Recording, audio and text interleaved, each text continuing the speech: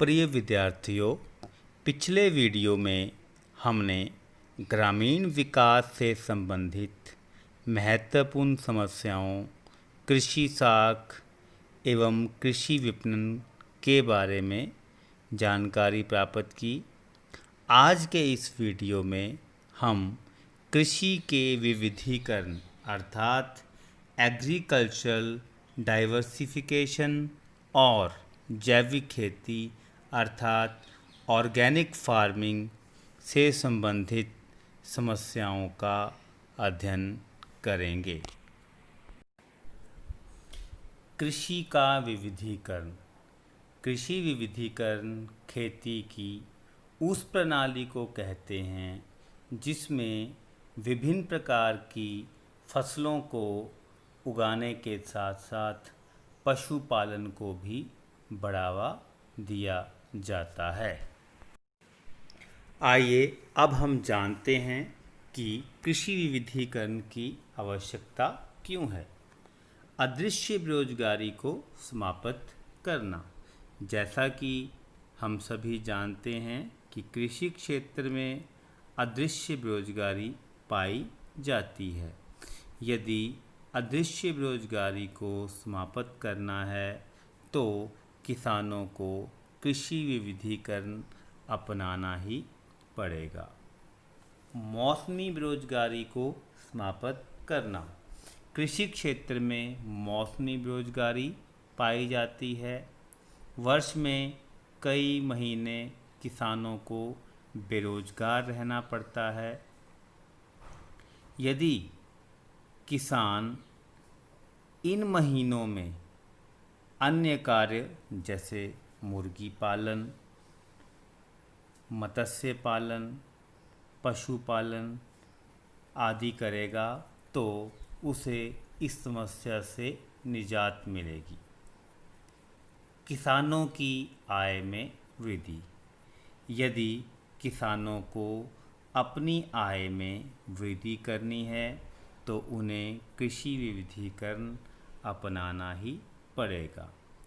भूमि पर कृषि के दबाव को कम करना। जब किसान कृषि के साथ साथ अन्य कार्य करेगा तो भूमि पर कृषि का दबाव कम होगा। जीवन स्तर में सुधार। यदि किसानों को अपने जीवन स्तर में सुधार लाना है तो उन्हें कृषि विविधीकरण अपनाना पड़ेगा, क्योंकि कृषि विविधीकरण से उनकी आय में वृद्धि होगी और उनका जीवन स्तर ऊंचा उठेगा। आइए अब हम कृषि विविधीकरण के मार्ग में आने वाली बाधाओं या समस्याओं के बारे में जानें। रूढ़िवादी सोच। भारत में आज भी बहुत सारे किसान परंपरागत प्रथा के अनुसार अपने खेत में जो फसल उगाते हैं वो केवल इसीलिए उगाते हैं कि उनके परिवार का निर्वाह हो सके। वह बाज़ार में बेचने के लिए कोई और नई फसल उगाना नहीं चाहते। नई फसलों के बारे में कम जानकारी। किसानों को नई फसलों के बारे में बहुत ही कम जानकारी है। आधारिक संरचनात्मक सुविधाओं का अभाव। देश में सरकार द्वारा स्थापित आधारिक संरचनाएं केवल विकसित क्षेत्रों में ही अधिक हैं, परंतु पिछड़े क्षेत्रों में ये उपलब्ध नहीं हैं। कृषि विविधीकरण की कोई भी अगर योजना हमने सफल करनी है तो वो तभी सफल हो सकती है यदि आधारिक जो संरचनात्मक सुविधाएं हैं वो अधिक मात्रा में उपलब्ध हों। पूंजी की कमी। कृषि विविधीकरण के लिए बहुत अधिक पूंजी के निवेश और श्रम आगतों की ज़रूरत होती है, लेकिन किसानों के पास ना तो अधिक पूंजी होती है, ना ही उनके पास अधिक समय होता है कि वो किसी नई कृषि आर्थिक क्रिया को सीख सकें, और ना ही वो कोई भी प्रकार का जोखिम उठाना चाहते हैं। छोटी जोतें। अधिकतर भारतीय किसानों के खेत जो हैं वो बहुत छोटे हैं, और ये जो छोटे खेत या छोटी जोतें हैं यह भी कृषि विविधीकरण के मार्ग में बाधा हैं। आइए अब हम कृषि विविधीकरण के संबंध में सरकार द्वारा उठाए गए कदमों या सरकार द्वारा बनाई गई नीतियों के बारे में जानकारी प्राप्त करें। राष्ट्रीय कृषि बीमा योजना को लागू करना। राष्ट्रीय कृषि बीमा योजना के अंतर्गत विभिन्न प्रकार की खाद्य फसलें, तिलहन और बागवानी फसलें शामिल की गई हैं। इस योजना के अंतर्गत छोटे और सीमांत किसानों को 50% आर्थिक सहायता प्रदान की जा रही है। पूंजी संबंधी आर्थिक सहायता का प्रावधान।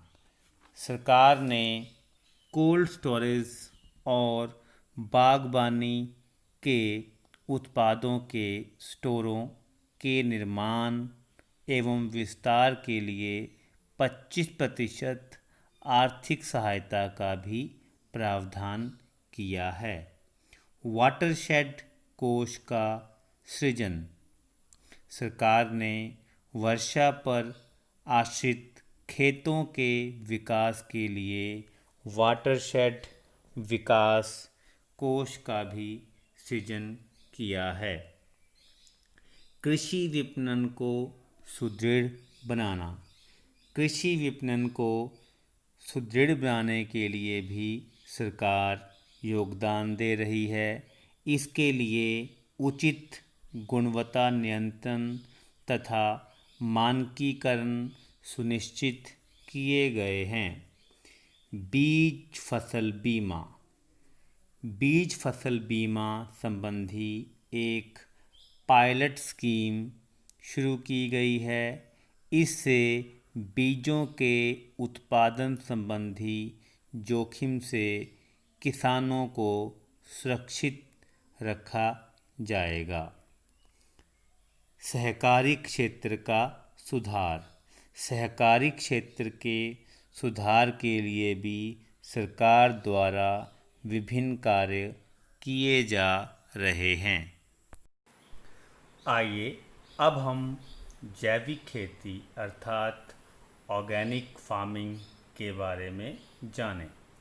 जैविक खेती एक धारणीय खेती प्रणाली है। यह भूमि की दीर्घकालीन उपजाऊ शक्ति को बनाए रखती है। इस खेती में उच्च किस्म के पौष्टिक खाद्य पदार्थों का उत्पादन करने के लिए सीमित संसाधनों का प्रयोग किया जाता है। इसे प्राकृतिक या देशी खेती भी कहा जाता है। इसमें पशु खाद, फसलों के अपशिष्ट पदार्थों आदि का प्रयोग किया जाता है। आइए अब हम जानें कि जैविक खेती की आवश्यकता क्यों है। भूमि की उपजाऊ शक्ति को बनाए रखना। जैविक खेती भूमि की उपजाऊ शक्ति को बनाए रखती है, क्योंकि जैविक खेती में हम पशु खाद, रसोई के अपशिष्ट एवं पेड़ों के पत्तों इत्यादि का प्रयोग करते हैं। जैविक खेती में रासायनिक खादों, कीटनाशक दवाइयों इत्यादि का प्रयोग बिल्कुल भी नहीं किया जाता। इसी कारण जैविक खेती भूमि की उपजाऊ शक्ति को बनाए रखती है। विभिन्न बीमारियों से बचाव। यदि हमें विभिन्न बीमारियों से जैसे कैंसर इत्यादि इनसे अपना बचाव करना है तो हमें जैविक खेती द्वारा जो उत्पन्न पदार्थ हैं उन्हीं का सेवन करना चाहिए। पर्यावरण प्रदूषण को कम करना। जैविक खेती के द्वारा पर्यावरण प्रदूषण भी कम होता है, क्योंकि जैविक खेती में कीटनाशक दवाइयाँ, उर्वरकों आदि का प्रयोग बिल्कुल भी नहीं किया जाता और ये जो पदार्थ हैं ये पर्यावरण को प्रदूषित करते हैं।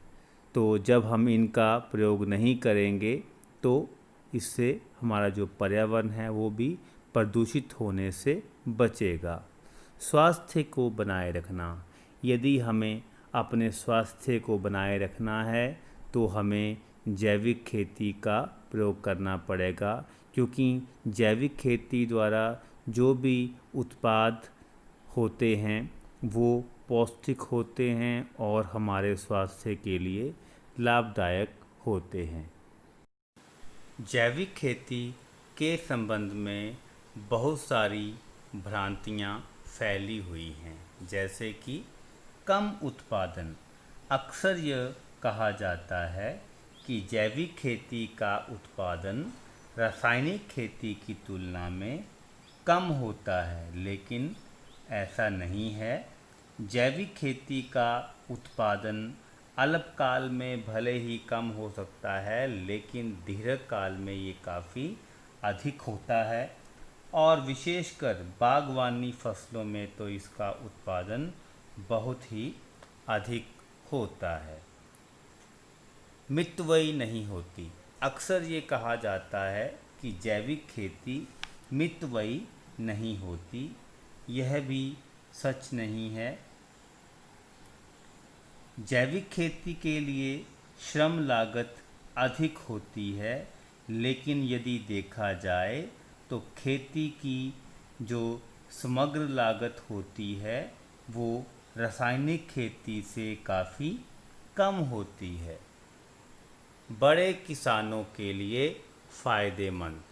अक्सर ये कहा जाता है कि जैविक खेती का लाभ केवल बड़े किसान ही उठाते हैं, लेकिन ऐसा भी नहीं है।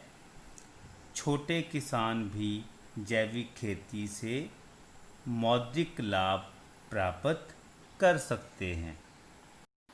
आइए अब हम जैविक खेती के लाभ के बारे में जानें।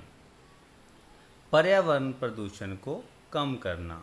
जैविक खेती पर्यावरण प्रदूषण को कम करती है, क्योंकि जैविक खेती में पशुओं के गोबर से निर्मित खाद, रसोई के अपशिष्ट और पत्तों का प्रयोग किया जाता है, जो कि प्रदूषण को नहीं फैलाते। तो इस प्रकार जैविक खेती जो है वो पर्यावरण प्रदूषण को कम करने में सहायक है। स्वास्थ्यवर्धक उत्पाद। जैविक खेती द्वारा जो भी उत्पाद प्राप्त होते हैं वो स्वास्थ्यवर्धक होते हैं। जैविक फसलों में अधिक मात्रा में मेटाबोलाइट्स पाए जाते हैं, जो कि कैंसर की बीमारी का मुकाबला करने में सहायक होता है। मिट्टी की उपजाऊ शक्ति को बनाए रखना।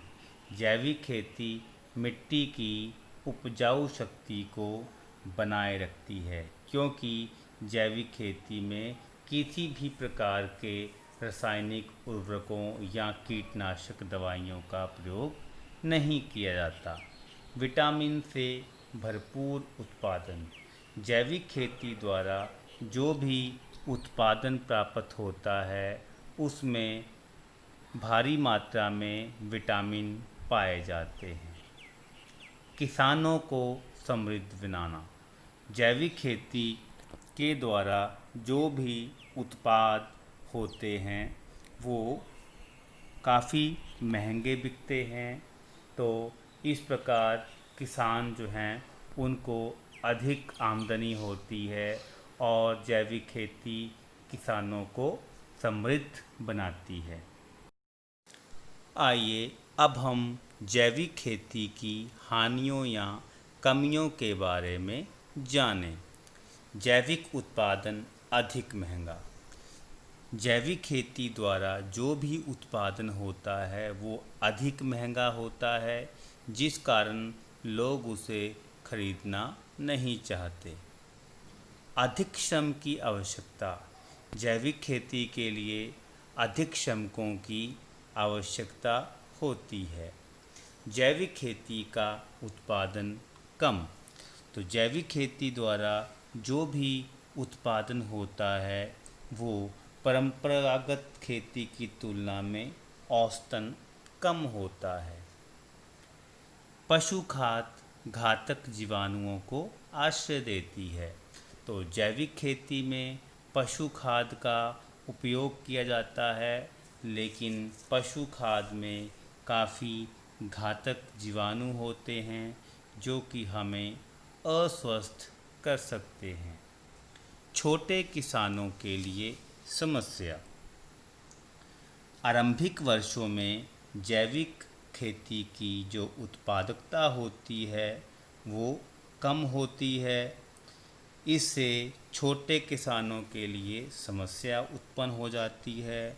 इस कारण जो छोटे और सीमांत किसान हैं वो इसे अपनाना नहीं चाहते।